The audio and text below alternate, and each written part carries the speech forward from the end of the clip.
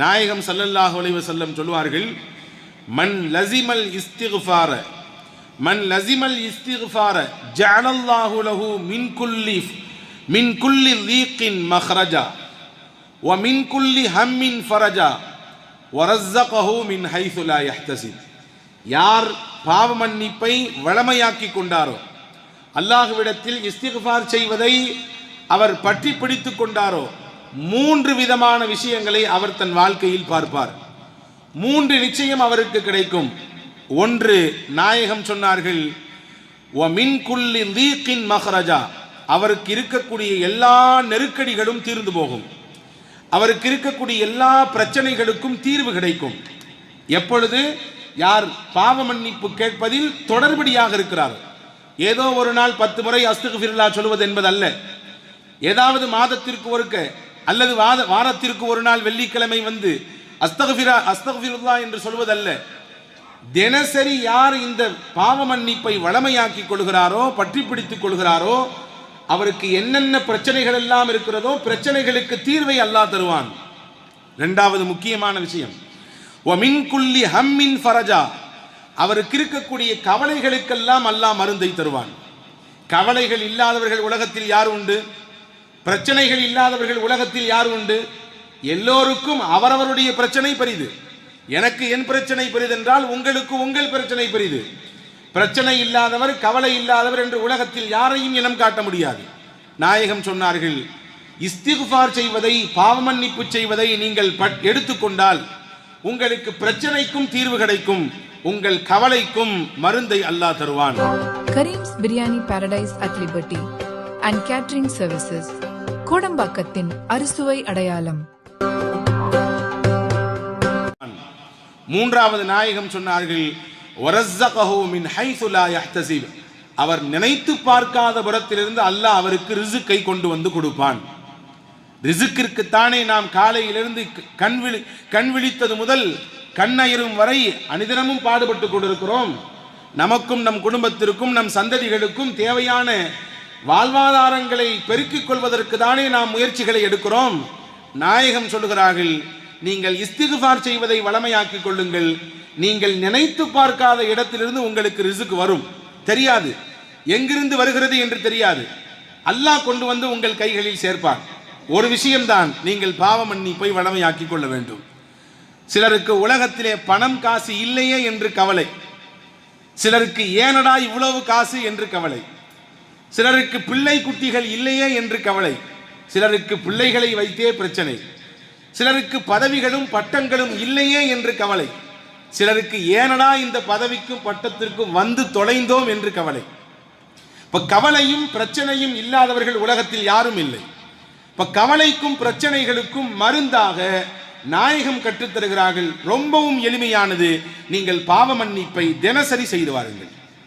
நாயகத்தை பற்றி அல்லாஹ் குர்ஆனில் சொல்வான், யக்ஃபிரு லக்கல்லாஹு மா தகத்தம மின் தம்பிக வ மா தஅக்கர், நீங்கள் செய்த முன்பின் பாவங்கள் எல்லாம் மன்னிக்கப்பட்டு விட்டது. முன்பின் பாவங்கள் அத்துணையும் பிழை பொறுக்கப்பட்டவர்கள் நீங்கள் என்று நாயகத்தை பற்றி சொல்லுகிறார். அந்த ஸல்லல்லாஹு அலைஹி வஸல்லம் அவர்கள் சொல்வார்கள், அஸ்தக்ஃபிருல்லாஹ வ அதூபு இலைஹி ஃபீ குல்லி யௌமின் 100 மர்ரா, ஒவ்வொரு நாளும் அல்லாஹ்விடத்தில் நான் 100 முறை பாவ மன்னிப்பு கேட்கிறேன். 100 முறை அஸ்தக்ஃபிருல்லாஹ் என்று சொல்லுகிறேன். இங்கே கவனிக்க வேண்டும், சொல்வது நீங்களோ நானோ அல்ல. நாயகம் சொல்லுகிறார்கள், பாவம் என்றால் என்னவென்றே தெரியாதவர்கள், பாவத்தை விட்டு பாதுகாக்கப்பட்டவர்கள், மஅசூமீன்கள், பாவத்தை விட்டு அவர்கள் முழுவதுமாக தடுக்கப்பட்டவர்கள். அந்த நாயகம் என் வாழ்க்கையில் ஒவ்வொரு நாளும் 100 முறை அஸ்தக்ஃபிருல்லாஹ் சொல்லாமல் அந்த நாள் நிறைவு பெறுவதில்லை என்கிறார்கள். என்றால் இங்கே கவனப்படுத்த வேண்டும், ஒரு முஸ்லிம், ஒரு மூமின் இஸ்திக்ஃபாரை எந்த அளவிற்கு கையில் எடுக்க வேண்டும் என்பதை நாயகம் கற்றுத்தருகிறார்கள். எனவேதான் பெரும் பெரும் பிரச்சனைகளாக நினைத்த விஷயங்களை கூட அல்லாஹ், மலை போன்றிருக்கக்கூடிய பிரச்சனைகளையும் அல்லாஹ் பணியாக மாற்றி கொடுத்தான் ஸல்லல்லாஹு அலைஹி வஸல்லம் அவர்களுக்கு.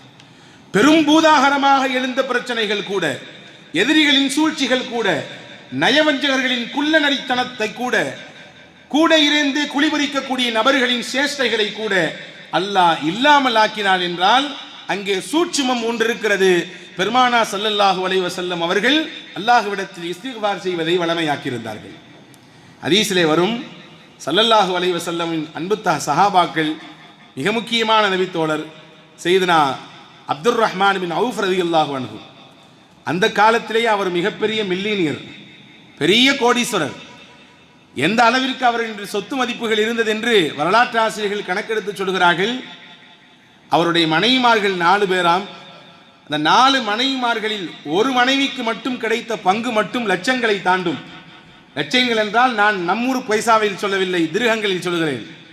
லட்சங்களை தாண்டுகிற அளவிற்கு ஒரு பெண்ணுக்கு அந்த பங்கு கிடைத்தது. பிள்ளைகள் இருந்தால் 8இல் 1 பங்கு தான் பெண்ணுக்கு. அவ்வளவு கிடைத்தது என்று வரலாற்றில் எழுதி வைத்திருக்கிறார்கள். மிகப்பெரிய செல்வந்தர், மிகப்பெரிய காசு பணத்திற்கு அதிபதி அவர்.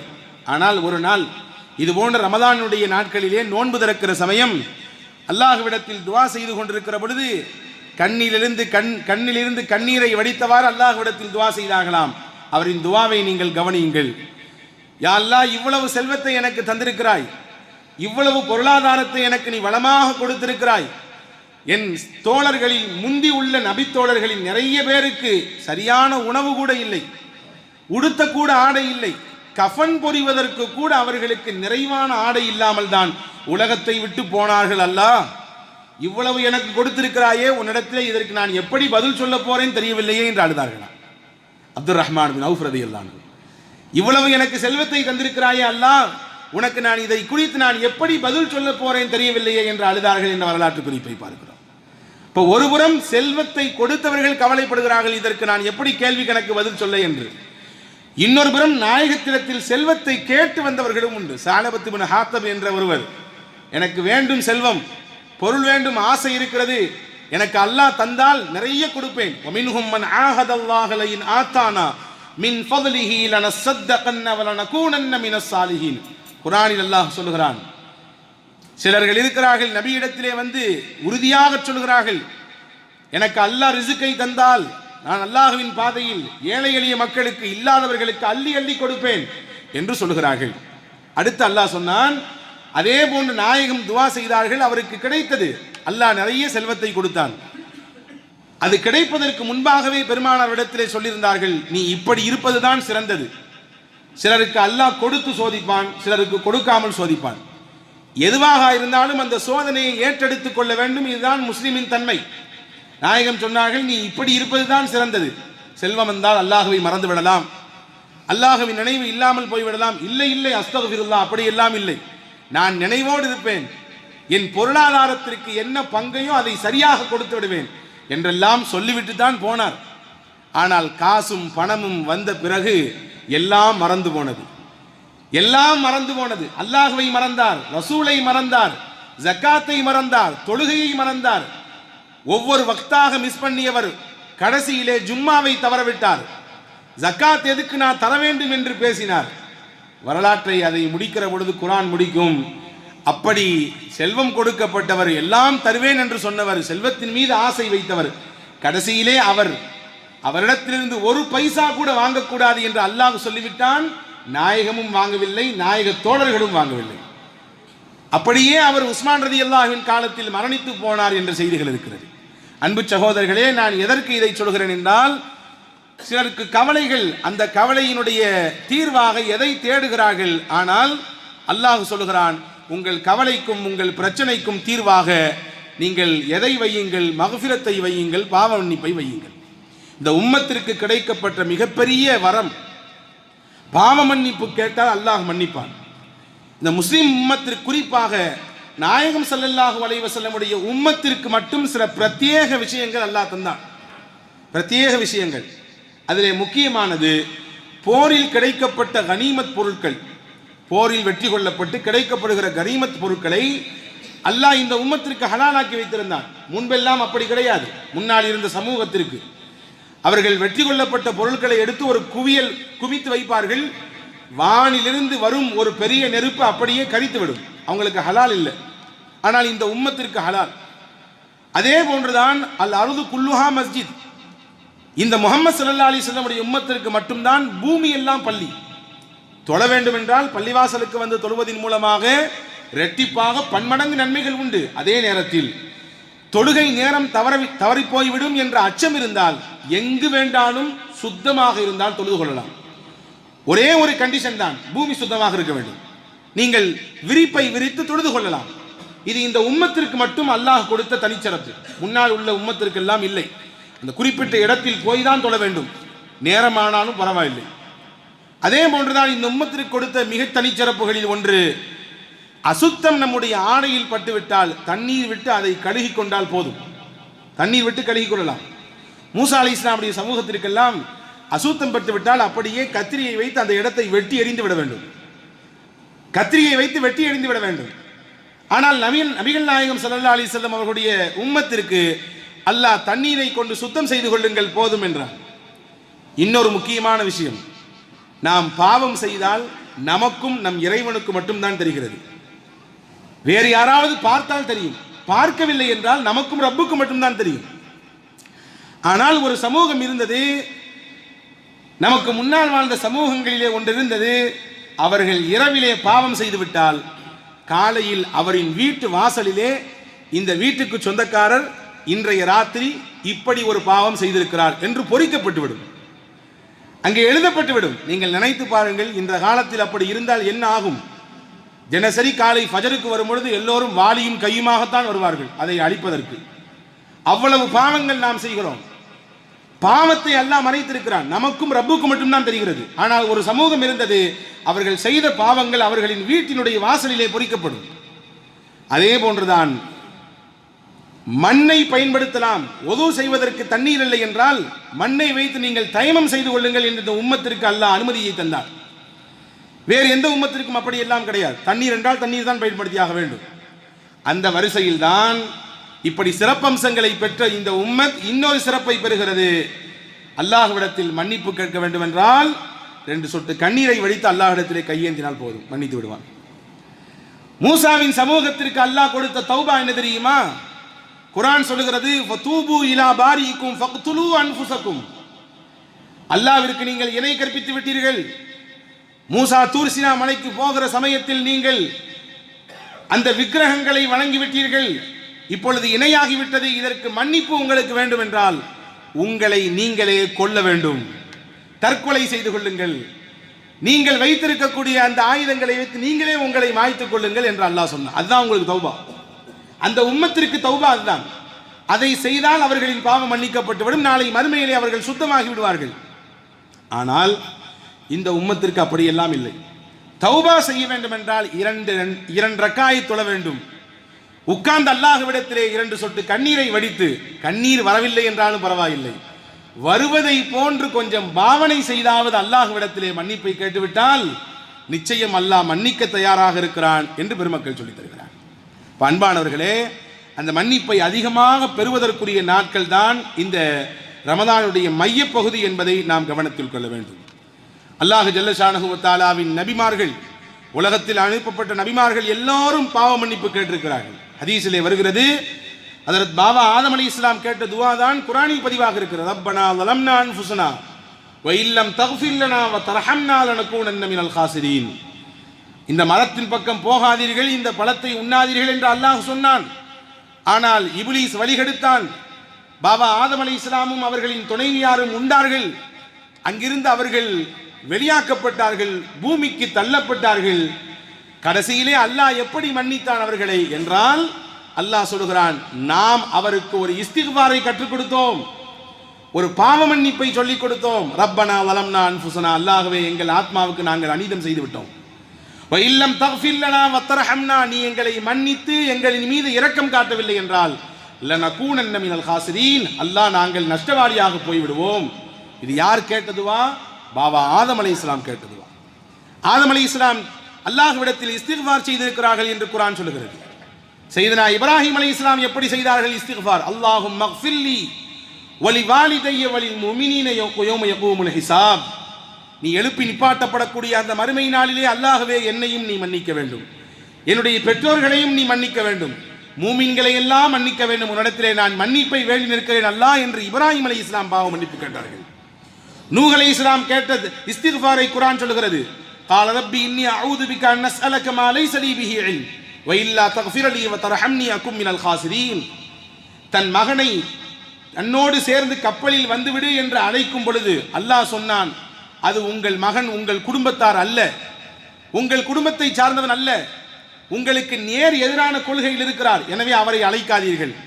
ஹஜ்ரத் நூஹ் அலைஹிஸ்ஸலாம் அல்லாஹ்விடத்தில் கேட்டார்கள், நாம் பெத்த பிள்ளையா அல்லாஹ், அது எப்படி விட முடியும் என்று கேட்கிற பொழுதுதான் அல்லாஹ் சொன்னான், உங்களுக்கு சில விஷயங்கள், மறைமுகமான விஷயங்கள் தெரியாது, எனவே நீங்கள் எந்த விஷயத்தில் தெரியாதவர்களாக இருக்கிறீர்களோ அதை பற்றி கேட்காதீங்க. உடனே ஹஜ்ரத் நூஹ் அலைஹிஸ்ஸலாம் துஆ செய்தார்கள், வஇல்லம் தக்ஃபிர்லி வதர்ஹம்னி அகும் மினல் காசிரீன். தெரியாமல் கேட்டுவிட்டேன் அல்லாஹ், என்னை நீ மன்னிக்கவில்லை என்றால், என் மீது நீ இரக்கம் காட்டவில்லை என்றால் நிச்சயமாக நான் கைசேதத்திற்குரிய ஆளாக மாறி போய்விடுவேன். ஹஜ்ரத் சுலைமான் அலைஹிஸ்ஸலாம் கேட்ட துஆவை குர்ஆன் சொல்லுகிறது. ஹஜ்ரத் யூனுஸ் அலைஹிஸ்ஸலாம் ஒரு குறிப்பிட்ட ஊரிலிருந்து வெளியே போவது, அல்லாஹ்வின் கட்டளை வருவதற்கு முன்னே போனார்கள். அவர்களின் அழிச்சாட்டியும் பெருக்கும் பொழுது அல்லாஹ்வின் உத்தரவு வருவதற்கு முன்பே போனார்கள். விளைவு என்ன ஆனது? மீன் வயிற்றுக்குள்ளே பல நாட்கள் இருந்தார்கள். அந்த மீன் வயிற்றிலிருந்து அவர்கள் எப்படி வெளியே வந்தார்கள்? குர்ஆன் சொல்லுகிறது, அவர் உள்ளே இருந்து அல்லாஹ்விடத்தில் பாவ மன்னிப்பு கேட்டார். லா இலாஹ இல்லா அன்த சுப்ஹானக இன்னி குன்து மினல் ஸாலிமீன். இந்த திக்ர் யார் ஓதிய திக்ர்? சையதுனா யூனுஸ் அலைஹிஸ்ஸலாம் ஓதிய திக்ர். மீன் வயிற்றுக்குள்ளே இருந்து அவர்கள் ஓதிய திக்ர். குர்ஆன் சொல்லுகிறது, ஃபலவுலா அன்னஹு கான மினல் முஸப்பிஹீன் லலபிஸ ஃபீ பத்னிஹி இலா யௌமி யுபாஸூன். அந்த மீன் வயிற்றுக்குள்ளே இருந்து யூனுஸ் என்னை அழைத்தார், என்னை நினைத்து பார்த்தார், தன்னுடைய தவறுக்கு என்னிடத்திலே மன்னிப்பு கேட்டார். அவர் மட்டும் தஸ்பீஹ் செய்யக்கூடிய நபராக இல்லாமல் இருந்தால் மீன் வயிற்றுக்குள்ளே கியாமத் வரை இருந்திருப்பார். உள்ளே மட்டும் அவர் பாவ மன்னிப்பு கேட்காமல், இந்த திக்ரை ஓதாமல் அப்படியே இருந்திருந்தால் கியாமத் வரை அது தொடர்ந்திருக்கும், அந்த மீன் வயிற்றுக்குள்ளேயே அவர் இருந்திருப்பார் என்று அல்லாஹ் ஜல்ல ஷானஹு வ தஆலா குர்ஆனில் சொல்லித் தருகிறார். இப்படி குர்ஆனில் ஏராளமான நபிமார்களை குறித்து, அவர்கள் செய்த பாவ மன்னிப்புகளை குறித்து அடுக்கடுக்காக ரப்புல் ஆலமீன் அல்லாஹ் சொல்லிக் கொண்டே இருக்கிறான். அன்பு சகோதரர்களே, உலகத்தில் அல்லாஹ்விற்கு பாவ மன்னிப்பை விட அடியார்கள் செய்யக்கூடிய அமல்கள் வேற எதுவும் பெரிதல்ல. அடியார்கள் கேட்கக்கூடிய தௌபாவும், அவர்கள் அல்லாஹ்விடத்தில் உருகி கண்ணீர் வடித்து சிந்தக்கூடிய அந்த பாவ மன்னிப்பும் அல்லாஹ்வை சந்தோஷப்படுத்துகிறது என்றார்கள் பெருமானா ஸல்லல்லாஹு அலைஹி வஸல்லம். ஹதீஸிலே வருகிறது, முஸ்லிம் ஷரீஃபிலே பதிவாக இருக்கிறது, இன்னல்லாஹ யப்சுத்து யதஹு பில் லைலி லியதூப முஸீஉன் நஹாரி. இரவெல்லாம் அல்லாஹ் எதிர்பார்க்கிறான். என்ன எதிர்பார்க்கிறான்? தன்னுடைய அருளை விரித்து வைத்து எதிர்பார்க்கிறான். என்ன எதிர்பார்க்கிறான்? பகலில் அடியார்கள் செய்த பாவத்திற்கு இரவில் மன்னிப்பு கேட்பார்களா என்று எதிர்பார்க்கிறான். வ இன்னல்லாஹ யப்சுத்து யதஹு பின் நஹாரி லியதூப முஸீஉல் லைலி. பகலெல்லாம் அல்லாஹ் எதிர்பார்க்கிறான், தன் அருளை விரித்து வைத்து எதிர்பார்க்கிறான். யாருக்கு எதிர்பார்ப்பு? அல்லாஹ்வின் தூதர் சொன்னார்கள், இரவு பாவம் செய்தவர்கள் எப்படியாவது பகலில் பாவ மன்னிப்பு கேட்டுவிட மாட்டார்களா என்று எதிர்பார்க்கிறான். நாம் தான் குறைவு அன்பர்களே, நாம் தான் கேட்க தயக்கப்படுகிறோம், நாம் தான் அச்சப்படுகிறோம். நாம் செய்த தவறு மலை போன்று நமக்கு தெரிகிறது, அல்லது இன்று நாளை நாளை என்று ஒவ்வொரு நாளையும் கடத்தி கொண்டே இருக்கிறோம். ஆனால் அல்லாஹ் ஒவ்வொரு நிமிடமும் எதிர்பார்க்கிறான் அடியார்களின் பாவ மன்னிப்பை. ஹதீஸிலே வருகிறது ஒரு செய்தி, நபிகளை சந்திக்க ஜிப்ரீல் அலைஹிஸ்ஸலாம் வருகிறார்கள். வந்தவர்கள் சொன்னார்கள், யா ரசூலல்லாஹ், இன்னல்லாஹ யுக்ரிஉ அலைக்க ஸலாம். அல்லாஹ் உங்களுக்கு சலாம் சொன்னான். வ அலைக்க அல்லாஹு ஸலாம், அல்லாஹ்வே சலாம், உங்கள் மீது சலாம் உண்டாகட்டும் என்று பதிலை சொல்லிவிட்டு, என்ன செய்தி என்று ஹஜ்ரத் நாயகம் ஸல்லல்லாஹு அலைஹி வஸல்லம் ஜிப்ரீல் இடத்திலே கேட்க, ஜிப்ரீல் சொன்னார்கள், அல்லாஹ் ஒரு செய்தி சொன்னான், உங்கள் உம்மத்தில் யாராக இருந்தாலும் தன் மரணத்திற்கு ஒரு வருடத்திற்கு முன்பு தன் வாழ்க்கையில் எவ்வளவு பெரிய பாவங்கள் செய்திருந்தாலும் அதை நினைத்து வருந்தி கண்ணீர் விட்டு அல்லாஹ்விடத்தில் மன்னிப்பு கேட்டுவிட்டால் எல்லா பாவங்களையும் அல்லாஹ் மன்னித்து விடுவான். ஒரு வருடத்திற்கு முன்னால் பாவ மன்னிப்பு கேட்டால் மன்னிப்பு கிடைக்கும். நாயகம் சொன்னார்கள், ஒரு வருடம் எல்லாம் ரொம்ப அதிகம். எப்படி தெரியும்? நான் ஒரு வருடத்திற்கு பிறகு இறக்கப் போகிறேன் என்று எனக்கு எப்படி தெரியும்? அல்லாஹ் வாய்ப்பு கொடுத்தான் தானே தௌபா செய்ய முடியும். நாயகம் சொன்னார்கள், இது ரொம்ப அதிகம், நீங்கள் போய் குறைத்து விட்டு வாருங்கள் அல்லாஹ்விடத்தில். ஜிப்ரீல் போனார்கள். போய் அல்லாஹ்விடத்தில் நாயகம் சொன்னதை சொன்னார்கள். அல்லாஹ் சொன்னான், குறைத்து விட்டான். இங்கே வந்தார்கள். ஒரு மாதமாக அல்லாஹ் குறைத்து விட்டான். மௌத்துக்கு ஒரு மாதத்திற்கு முன்பு தௌபா செய்தாலும் அந்த ஒரு மாதம் முன்பு வரை என்னென்ன பாவங்கள் எல்லாம் இருக்கிறதோ எல்லாவற்றையும் அல்லாஹ் அடிப்பான். நாயகம் சொன்னார்கள், ஒரு மாதமும் அதிகம், குறைத்து விட்டு வாருங்கள். போனார்கள். அந்த ஒரு மாதத்தை ஒரே ஒரு நாளாக குறைத்தார்கள். நாளை மரணம், நாளை மரணம், இன்று இரவு வரை பாவம் செய்துவிட்டு இன்று இரவு பாவ மன்னிப்பு கேட்டாலும் மன்னிப்பு கிடைக்கும் என்று அல்லாஹ் சொன்னான் என்று சொன்னார்கள். நாயகம் சொன்னார்கள், ஒரு நாளும் அதிகம்தான், ஒரு நாளும் அதிகம்தான், நீங்கள் குறைத்து விட்டு வாருங்கள். போனார்கள், மறுபடியும் வந்தார்கள். நாயகமே, ஒரு மணி நேரம் ஒருவர் மரணிப்பதற்கு ஒரு மணி நேரத்திற்கு முன்பு அல்லாஹ்விடத்தில் மன்னிப்பு கேட்டால் அல்லாஹ் மன்னிப்பான். நாயகம் சொன்னார்கள், ஒரு மணி நேரமும் அதிகம்தான், குறைத்து விட்டு வாருங்கள். அல்லாஹ்விடத்தில் போய் ஜிப்ரீல் அலைஹிஸ்ஸலாம், நாயகமே ஹபீபிடத்திலிருந்து வருகிறேன், ஒரு மணி நேரத்திற்கு முன்பு தௌபா செய்தாலும் நீ மன்னிப்பாய் என்று சொல்கிறாய், ஆனால் நாயகம் இது பத்தாது, குறைக்க வேண்டும் என்று சொல்கிறார்கள். அல்லாஹ்வின் தூதர் ஸல்லல்லாஹு அலைஹி வஸல்லம் இடத்திலே இப்பொழுது வாங்கி கொண்டு ஜிப்ரீல் வருகிறார்.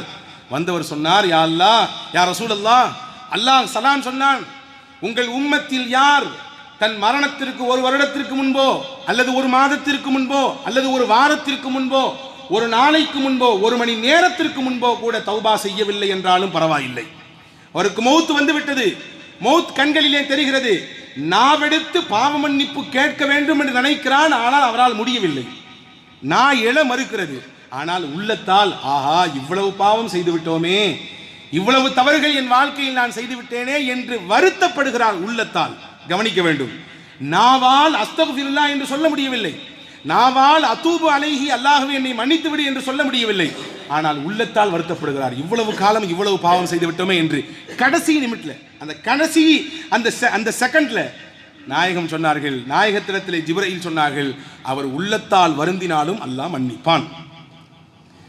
ஒரு வருடம் அல்ல, ஒரு மணி நேரம் அல்ல, அந்த கடைசி மினிட்ல, அந்த நிமிடத்தில் கூட அல்லாஹ்விடத்தில் பாவ மன்னிப்பு கேட்டால் மன்னிப்பு உண்டு, அது உள்ளத்தால் நினைத்து வருந்தினாலும் பரவாயில்லை என்று அல்லாஹ் சொன்னான் என்று பெருமானார் ஸல்லல்லாஹு அலைஹி வஸல்லம் இடத்திலே ஜிப்ரீல் சொன்னார்கள். எவ்வளவு அல்லாஹ் இரக்கமானவன், அல்லாஹ் எவ்வளவு மன்னிப்பாளன். தன்னை குறித்து பல இடங்களில் அல்லாஹ் சொல்லும் பொழுது கஃபார் என்று தான் சொல்கிறான், நான் மன்னிக்க கூடியவன். கஃபூர் என்ற வார்த்தையை தான் பல இடங்களில் அல்லாஹ் பயன்படுத்துகிறான், நான் மன்னிப்பாளன். நீங்கள் ஒரே ஒரு வேலை தான் செய்ய வேண்டும், என்னிடத்தில் மன்னிப்பு கேட்க வேண்டும், அவ்வளவுதான். எவ்வளவு பாவங்கள் பெரும் மூட்டையாக இருந்தாலும் சரி, நான் நிச்சயம் நீங்கள் கேட்பதற்கு மன்னிப்பை தருவேன். அல்லாஹ்வின் தூதர் சொன்னார்கள், ஒரு அடியானின் ஒட்டகம் தொலைந்து போய்விட்டது, பல தடவை நாம் இந்த ஹதீஸை கேள்விப்பட்டிருக்கலாம், மறுபடியும் அதே ஒட்டகம் கிடைத்து விட்டது, சந்தோஷத்தில் சொன்னான், அல்லாஹ்வே நீ என்னுடைய அடிமை, நான் உன்னுடைய ரப்பு, தொலைந்து போனது மறுபடியும் கிடைத்து விட்டது, பாலைவனத்தில் வெட்டை வெளி மைதானத்தில் தனியாக விடப்பட்டவன் மறுபடியும் தன் ஒட்டகத்தை காணும் பொழுது நீயே ரப்பு, நீ என்னுடைய அடிமை, நான் உன் ரப்பு என்று சந்தோஷத்தில் சொல்கிறான். உச்சகட்டமான மகிழ்ச்சி அது, தொலைந்து போனது திரும்ப கிடைத்த பொழுது. இதையெல்லாம் விட மிகப்பெரிய மகிழ்ச்சி அல்லாஹ்விற்கு உண்டு என்றால், அடியார்கள் அல்லாஹ்விடத்தில் கண்ணீர் விட்டு கேட்கிற பொழுதுதான், தௌபா செய்கிற பொழுதுதான், பாவ மன்னிப்பு செய்கிற பொழுதுதான். அன்பு சகோதரர்களே, இந்த நாளை அதற்கென்று பயன்படுத்திக் கொள்ளுங்கள். அதிகமாக அல்லாஹ்விடத்தில் பாவ மன்னிப்பு கேளுங்கள். குறிப்பாக இது கடைசி ஜும்மா, அடுத்த ஜும்மாவில் இந்த நாட்டை ஆளுபவர்கள் யார் என்று முடிவு தெரிந்துவிடும். அதிகம் அல்லாஹ்விடத்தில் தௌபா செய்து கேட்க வேண்டிய மிக பிரதான கோரிக்கை நல்லாட்சியை கொடு என்று, நல்லவர்களை தேர்ந்தெடுத்து தா என்று. எவ்வளவு பெரிய ஊழல்கள் இருந்தாலும், எவ்வளவு பெரிய சூழ்ச்சிகள் இருந்தாலும், நாம் கேட்கக்கூடிய அந்த மன்னிப்பும் அந்த கண்ணீரும் அல்லாஹ்விடத்தில் வைக்கக்கூடிய உறுதியான கோரிக்கையும் பெரிய மாற்றத்தை கொண்டு வந்துவிடும் நிச்சயமாக. அன்பு சகோதரர்களே, குறைந்தபட்சம் உங்களிடத்திலே நான் சொல்லுகிறேன், இந்த 10 நாட்களில் ஒரு நாளைக்கு 1000 முறை இஸ்திக்ஃபார் ஓதுங்கள்.